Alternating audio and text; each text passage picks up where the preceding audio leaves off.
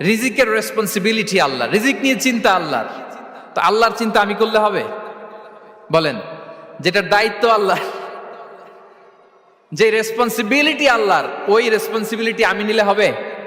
হবে না। তাহলে আল্লাহ তাআলা নিজেকে আর রাজ্জাক বলে কোরআনে আমাদের সামনে উপস্থাপন করেছেন। রাজ্জাকের তিনটা বৈশিষ্ট্য আছে, যেই সত্তার মধ্যে তিনটা বৈশিষ্ট্য খুঁজে পাওয়া যায় তিনি হচ্ছেন Ar Razzaq, the provider, the sustainer. Ar Razzaq কোন সেই তিন গুণ? এক নম্বর গুণ হচ্ছে নো ডেফিসিয়েন্সি, তার কোনো অভাব থাকবে না।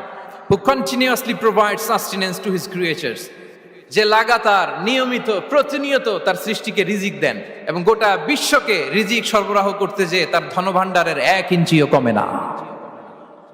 সুবহানাল্লাহ বিহামদি। এই যে সাইয়েদনা আদম আলাইহিস সালাম থেকে শুরু করে আপ আনটিল নাও গোটা বিশ্বের সবগুলো মানুষ, রিজিকের রেসপন্সিবিলিটি আল্লাহ, রিজিক নিয়ে চিন্তা আল্লাহর। তো আল্লাহর চিন্তা আমি করলে হবে? বলেন, যেটার দায়িত্ব আল্লাহ, যে রেসপন্সিবিলিটি আল্লাহর, ওই রেসপন্সিবিলিটি আমি নিলে হবে? হবে না। তাহলে আল্লাহ তাআলা নিজেকে আর রাজ্জাক বলে কোরআনে আমাদের সামনে উপস্থাপন করেছেন। রাজ্জাকের তিনটা বৈশিষ্ট্য আছে, যেই সত্তার মধ্যে তিনটা বৈশিষ্ট্য খুঁজে পাওয়া যায় তিনি হচ্ছেন Ar Razzaq, the provider, the sustainer. Ar Razzaq কোন সেই তিন গুণ?